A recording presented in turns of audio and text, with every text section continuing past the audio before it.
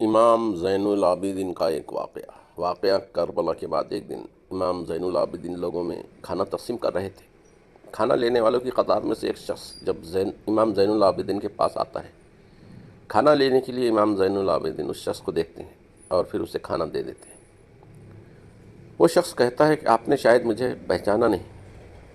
امام زین العابدین فرماتے ہیں، ہم تجھے پہچانتے ہیں، تم کھانا لو اور کھاؤ۔ اس شخص نے کہا، نہیں، آپ مجھے نہیں پہچانتے۔ اگر پہچانتے ہوتے تو مجھے آپ کھانا نہ دیتے۔ امام زین العابدین نے فرمایا، اے بندہ خدا، میں تجھے کیسے بھول سکتا ہوں؟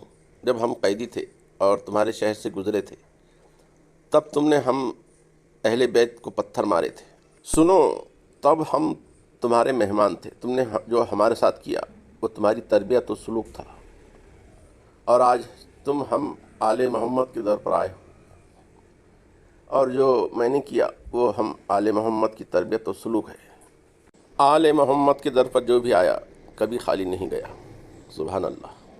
چہرے کی کشش کے لیے جب بھی آئینہ دیکھیں یا منہ دھوئیں تو پھر ایک مرتبہ درود ابراہیمی پڑھ کر آئینے میں اپنا چہرہ دیکھتے ہوئے پھونک دیا کریں۔ اگر ہاتھوں پر پھونک کر چہرے پر پھیر لیں تو زیادہ اثر ہوگا۔ اس عمل سے چہرے پر انوکھی تازگی اور سکون اور کشش پیدا ہو جاتی ہے۔ یہ بہت سے لوگوں کا آزمودہ عمل ہے، نہایت آسان اور مصنوعی کریموں سے نجات دلانے والا ہے۔ ایک اور آزمودہ عمل اور تجربہ شدہ عمل افقری کے توسط سے درج کرتا ہوں۔ جب بھی کپڑے پہنیں یا بال سنواریں یا آئینہ دیکھیں یا کوئی بھی بناؤ سنگار کرے تو منہ میں بسم اللہ، ماشاء اللہ، لا حول ولا قوۃ الا باللہ پڑھتے ہیں۔ اس سے نظر بد سے بھی حفاظت ہوگی اور آپ کے حسن میں بھی نکھار ہوگا، لباس میں بھی برکت ہوگی۔ غرض یہ کہ حفاظت اور برکت کے لیے بہت بہترین اور جواب قرآنی دعا ہے۔ حضرت عمر فاروق رضی اللہ تعالیٰ عنہ فرماتے ہیں، کم کھانا صحت، کم بولنا حکمت، اور کم سونا عبادت میں داخل ہے۔ کم گوئی میں حکمت، کم خوری میں صحت، اور لوگوں سے کم ملنے جلنے میں عافیت ہے۔ جو پیچھے ہٹا وہ پھر آگے نہیں بڑھے گا۔ لالچ سے زیادہ ذہنی طور پر عقل کو برباد کرنے والی کوئی چیز نہیں، شراب بھی نہیں۔ کسی کے لیے یہ زیبا نہیں کہ ہاتھ پہ ہاتھ دھرے بیٹھا رہے اور دعا کرے کہ اے خدا رزق دے۔ خدا آسمان سے سیم و زر کی بارش نہیں کرتا۔ قبل اس کے بزرگ بنو، علم حاصل کرو۔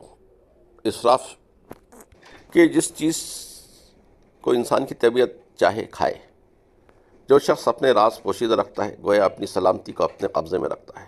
جو آدمی اپنے کو عالم کہے وہ جاہل ہے، اور جو اپنے آپ کو جنتی بتائے وہ جہنمی ہے۔ توبہ النصوح اس کا نام ہے کہ برے فعل سے اس طرح پر توبہ کی جائے کہ پھر اس کو نہ کرے۔ توبہ فی العمل یعنی فوری طور پر عمل یہ ہے کہ آج کا کام کل پر نہ اٹھا رکھے جائیں۔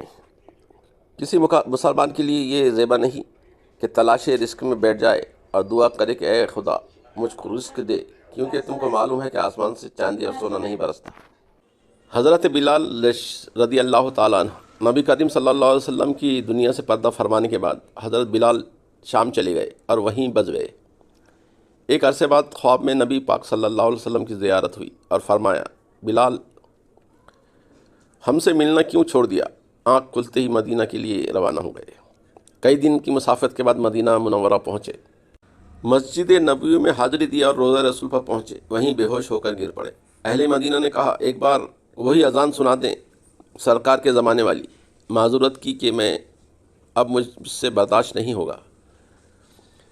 لوگوں نے حسنین کریمین سے کہلوایا، اب انکار ناممکن تھا۔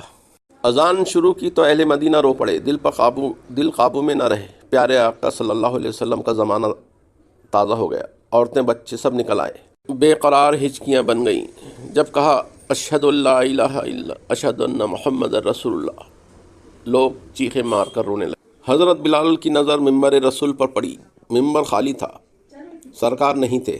خالی ممبر دیکھ کر گر پڑے، بے ہوش ہو گئے، اذان مکمل نہ کر سکے۔